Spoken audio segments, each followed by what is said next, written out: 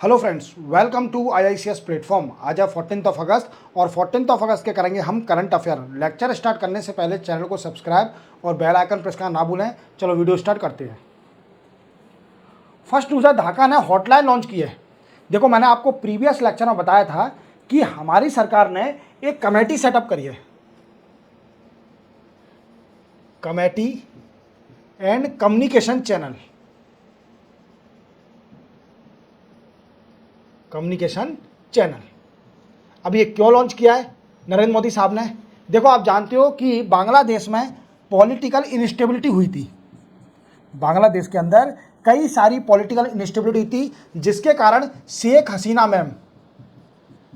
हसीना ma'am resign करके बांग्लादेश की PM as a PM post से रिजाइन करके इंडिया आ गई थी।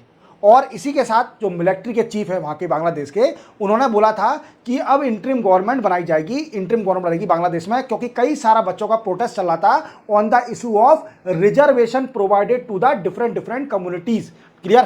तो इसलिए प्रोटेस्ट कर रहे थे स्टूडेंट, और कई सारा प्रोटेस्ट हुआ, उसमें कई सारी माइनॉरिटी की भी डेथ हुई और कई सारे माइनॉरिटी के हाउस प्रॉपर्टी पर भी अटैक किया गया। ठीक है, कई सारे इंसिडेंट भी हुए।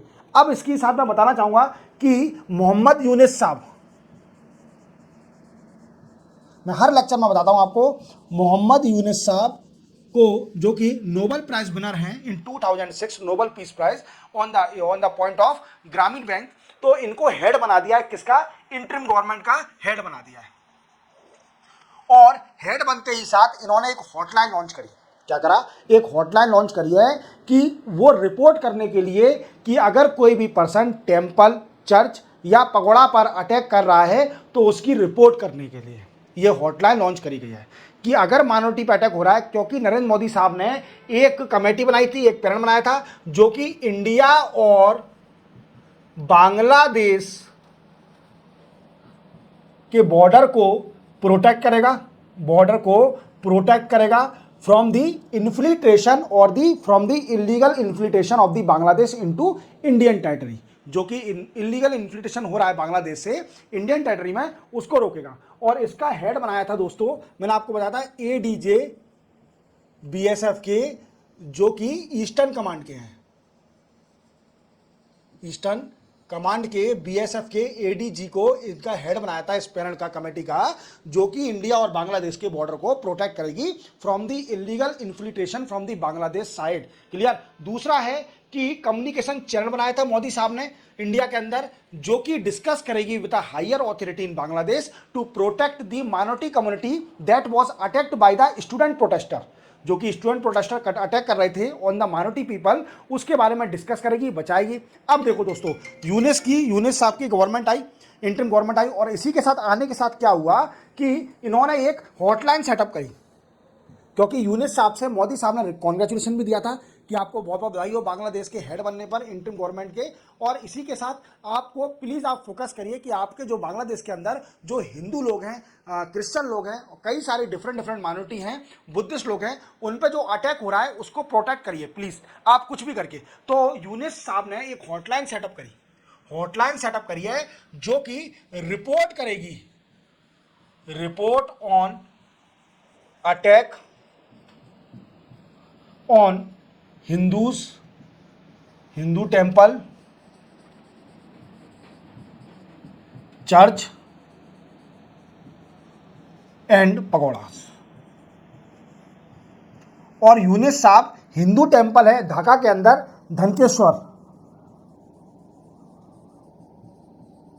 एक धनकेश्वर टेम्पल है, माता का टेम्पल है, माता का, यहाँ पर इन्होंने विजिट भी किया। जो यूनिस साहब है, जो इंटरिम गवर्नमेंट के हेड बने, यहाँ पर विजिट भी किया। और इन्होंने एक हॉटलाइन सेटअप करी है to protect the people of the minority. Clear? और अगर ऑफिशियल माइनॉरिटी अफेयर जो मिनिस्ट्री है, अगर देखा जाए तो अभी तक 5 डेथ हो चुकी है माइनॉरिटी की। जो बांग्लादेश में प्रोटेस्ट हुआ था, माइनॉरिटी पर जो अटैक हो रहा है, उसके कारण 5 मृत्यु हो चुकी है, 5 डेथ। और इसी के साथ दोस्तों, कम से कम 205 इंसिडेंट हो चुके हैं on attack related to on minority.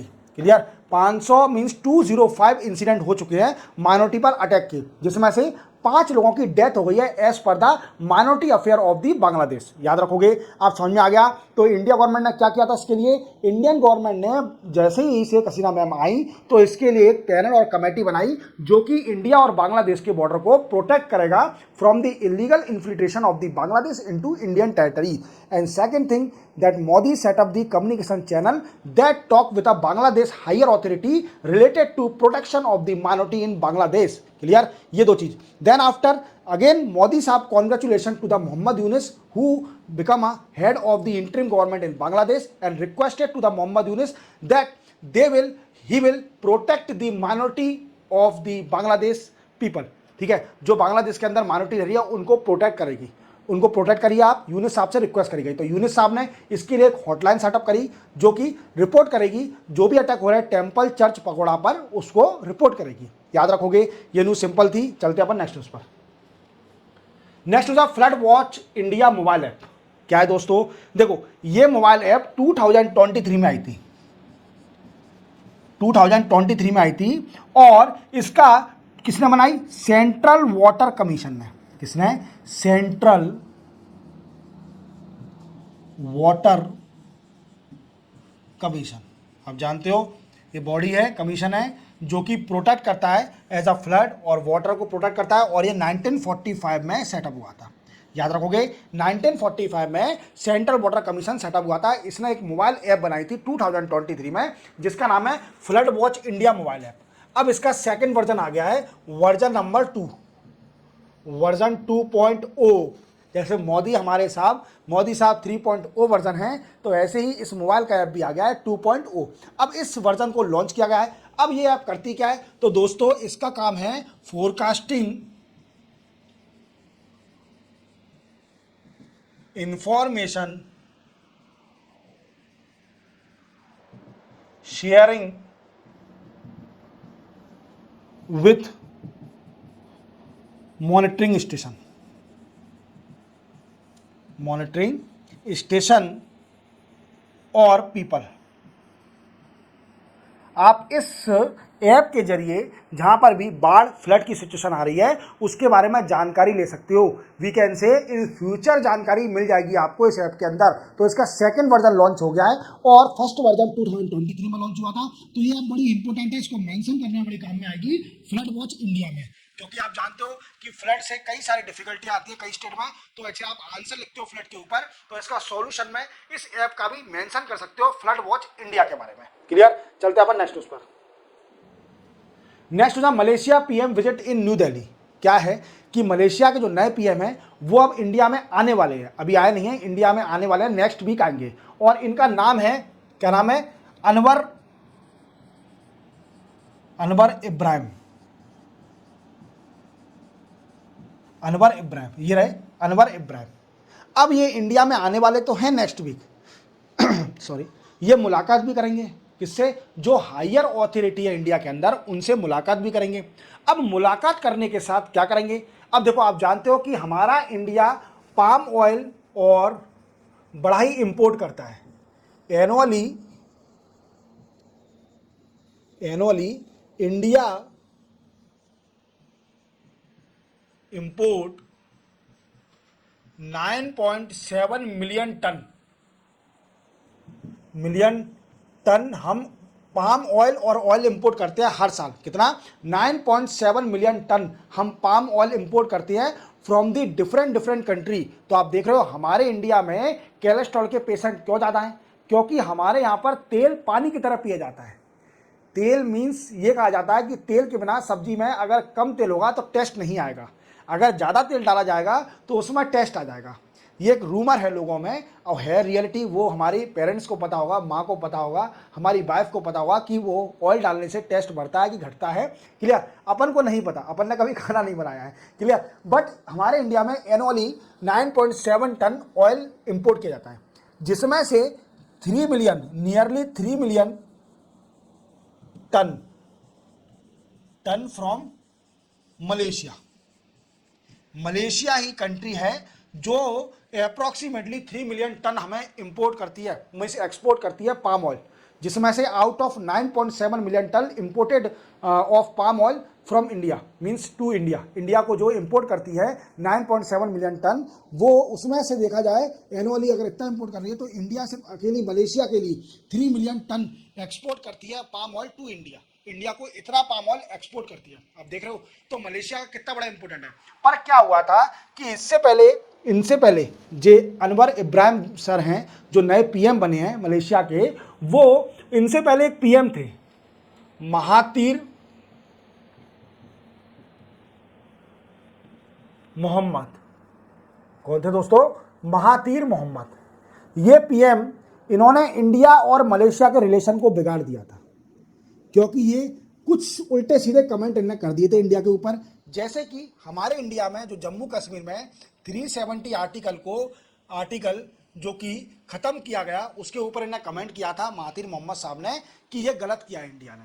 और दूसरा इन्होंने कमेंट किया था सिटीजन अमेंडमेंट बिल के ऊपर, सिटीजन अमेंडमेंट बिल के ऊपर इन्होंने कमेंट किया था, और इसी कारणवश इंडिया को बुरा लग गया था कि मलेशिया ऐसे कैसे कर सकती है। तो इंडिया ने रिटेलिएशन करने के लिए, रिस्पॉन्स देने के लिए इंपोर्ट कैंसिल कर दिया। What I means, import cancel कर दिया from the Malaysia of the palm oil. Palm oil का इंपोर्ट करना फ्रॉम द मलेशिया कैंसिल कर दिया, अभी रिड्यूस कर दिया। क्लियर? अब रिश्ते बिगड़े थे, महातीर मोहम्मद तो चले गए, नए आए, जो पीएम नया है वो चाहते हैं कि वो इंडिया से अच्छे रिलेशन बने। अनवर इब्राहिम चाहते हैं कि इंडिया के साथ अच्छे रिलेशन हो, इसलिए वो नेक्स्ट वीक आ रहे हैं हमारे देश में और डिस्कस करेंगे related to trade and uncertainty in world. जो कि अनसर्टेनिटी चल रही है वर्ल्ड में, कहाँ पर? ईरान में, रशिया में, और दूसरा क्या है? गाजा। इस पर भी डिस्कस किया जाएगा। ये तो होगा मलेशिया की न्यूज़, ये नेक्स्ट वीक आएंगे। अब जब आएंगे तब क्या डिस्कस किया जाएगा पीएम मोदी साहब के साथ, तो हम आपको डिटेल में बताएंगे। अब हम दूसरी न्यूज़ पे आते हैं। क्या हुआ है दोस्तों कि हमारे मोदी साहब 2 कंट्री में जाने वाले हैं। हमारे देश के प्रधानमंत्री 2 कंट्री में जाने वाले हैं। उन कंट्री का नाम आप याद रखना, Poland and Ukraine. In 2 country में वो जाने वाले हैं। क्लियर? पोलैंड और यूक्रेन में जाने वाले हैं। अब यूक्रेन में क्यों जा रहे हैं? देखो दोस्तों, अभी क्या हुआ था, हमारे मोदी साहब रशिया गए थे, रशिया मीटिंग में गए थे। रशिया क्या होती है? हमारी बायलैटरल मीटिंग थी विद रशिया, ठीक है। बट कोइंसिडेंटली उसी टाइम नाटो की मीटिंग चल रही थी वॉशिंगटन में, related to on the issue of Russia Ukraine war के ऊपर। तो इंडिया पे कई सारी कंट्री ने ब्लेम लगाया कि इंडिया सपोर्ट कर रही है रशिया का इन द वार। पर इंडिया ने कई सारे स्टेटमेंट दिए कि हम न्यूट्रल रहना चाहते हैं, हम किसी कंट्री का सपोर्ट नहीं कर रहे, ना ही रशिया का सपोर्ट कर रहे हैं, ना ही यूक्रेन का सपोर्ट कर रहे हैं। बट यूक्रेन माना नहीं, हर मीटिंग में इंडिया को मीन्स ब्लेम लगा रहा है कि इंडिया रशिया का सपोर्ट कर रही है, रशिया का सपोर्ट कर रही है। तो बात समझाने के लिए ये यूक्रेन जा रहे हैं हमारे मोदी साहब, जाके प्रेसिडेंट से मुलाकात करेंगे कि भाई साहब हमारा कोई इन्वॉल्वमेंट नहीं है इस मैटर में, हम न्यूट्रल रहना चाहते हैं, जैसे रशिया हमारे लिए है वही उतना ही यूक्रेन है। तो 2 कंट्री में जाने वाले हैं। तीसरी न्यूज़ और इसके बारे में जान लीजिए कि जापान और इंडिया की 2+2 मीटिंग होने वाली है। 2+2 मीटिंग होने वाली है। किसकी? इंडिया और जापान के। अब ये मीटिंग क्या है दोस्तों? 2+2। तो 2+2 क्या होता है? एक 2 तो है foreign minister of both country, foreign minister of both country, मतलब दोनों कंट्री के फॉरेन मिनिस्टर 2, और एक 2 है defence minister of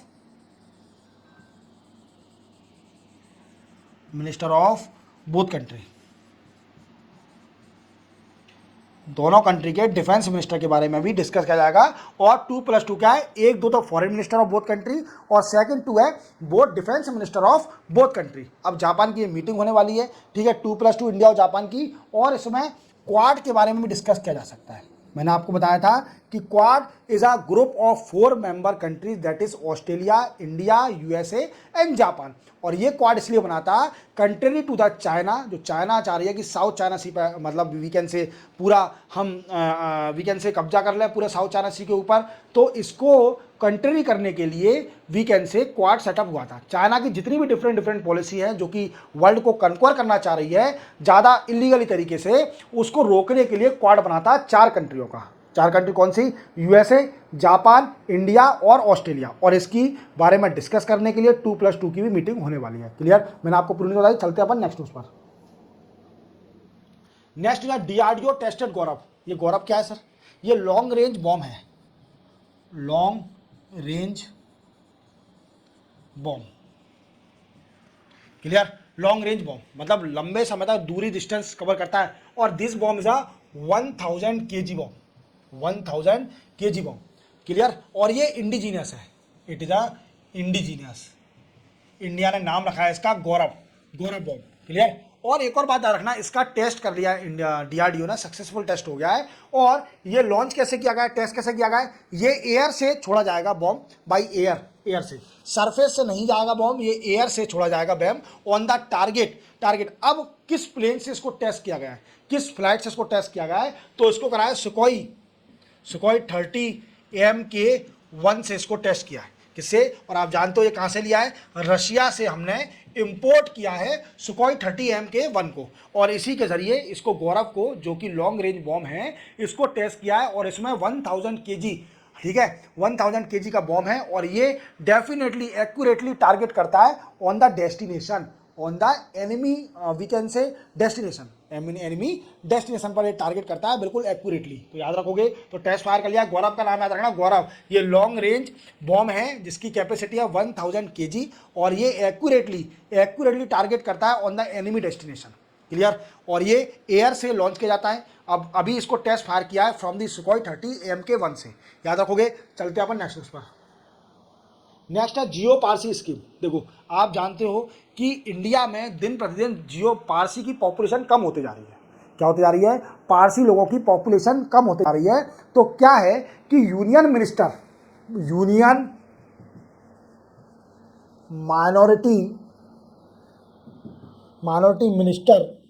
minority affair minister कौन है? किरण रिजिजू। ये माइनॉरिटी अफेयर मिनिस्टर है। इन्होंने क्या किया है कि एक स्कीम स्टार्ट की है जिसका नाम है जियो पारसी स्कीम। जियो पारसी स्कीम, ये स्कीम क्या करेगी दोस्तों? ये क्या करेगी? ये एड्रेस करेगी, address the reducing the population of Parsi. जो पारसीज की पॉपुलेशन है जो रिड्यूस होते जा रही है उसको एड्रेस करेगी। क्लियर? उसको एड्रेस करेगी। आप समझ गए होंगे कि पारसी हमारी कंट्री है, डाइवर्स कंट्री है जिसमें कई सारे रिलीजन पाए जाते हैं। अब क्या है कि ऐसी कम्युनिटी को बचाना भी बहुत जरूरी है। इंडिया की पहचान किससे है? डाइवर्स कंट्री से। तो इसके लिए माइनॉरिटी मिनिस्ट्री है कि जितने भी माइनॉरिटी रिलीजन है उनको बचाना है, उनको प्रोटेक्ट करना है। तो पारसी कम्युनिटी को बचाने के लिए जियो पारसी स्कीम लॉन्च करी है माइनॉरिटी अफेयर मिनिस्टर ने, जो कि किरण रिजिजू है। इस स्कीम का मेन मोटिव है to address the reducing of the Parsi population in India. उनको रोकना, पारसी पॉपुलेशन थोड़ा और इंक्रीमेंट हो। क्लियर? तो आप याद रखना जियो पारसी स्कीम, ये मेंशन कर सकते हो। चलते अपन नेक्स्ट उस पर। नेक्स्ट और लास्ट न्यूज है कि मोमेंटम ऑफ अंडरस्टैंडिंग साइन हुआ है एक एमएसएमई के बीच में और small business administration of USA की स्मॉल बिजनेस एडमिनिस्ट्रेशन और हमारा एमएसएमई जो कि micro small and medium enterprise है, इसके बीच में एक मोमेंटम ऑफ अंडरस्टैंडिंग साइन हुआ है। जैसे आप जानते हो कि दोनों कंट्री में एक माइक्रो स्मॉल मीडियम एंटरप्राइज कई सारे होते होंगे। और हमारे इंडिया में जो छोटे बिजनेस हैं उनका बहुत बड़ा रोल है, वो बहुत बड़ा रोल प्ले करते हैं हमारी इकोनॉमी में। तो क्या है, उनको प्रमोट करने के लिए, उनका ट्रेड बढ़ाने के लिए, उनकी इकोनॉमिकल कंडीशन बढ़ाने के लिए हमारे लिए एक मिनिस्ट्री है इंडिया में जिसको बोलते हैं ministry of MSME, micro small and medium enterprise.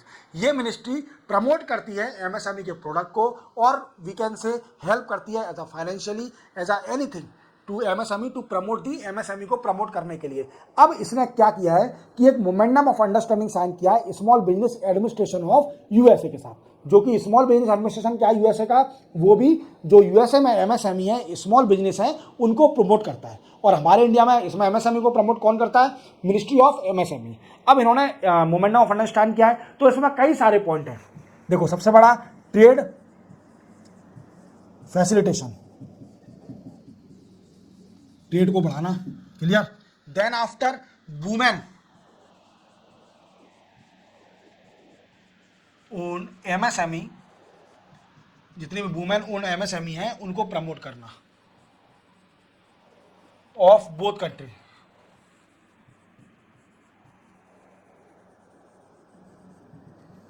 Then after financial help करना, financial help of both country. तो इसी के साथ 14 अगस्त के करंट अफेयर दोस्तों कंप्लीट होते हैं। चैनल को सब्सक्राइब और बेल आइकन प्रेस करना ना भूलना और वीडियो हमेशा पूरा देखना। मिलते हैं हम कल 15 अगस्त को नए करंट अफेयर के साथ, तब तक के लिए जय हिंद।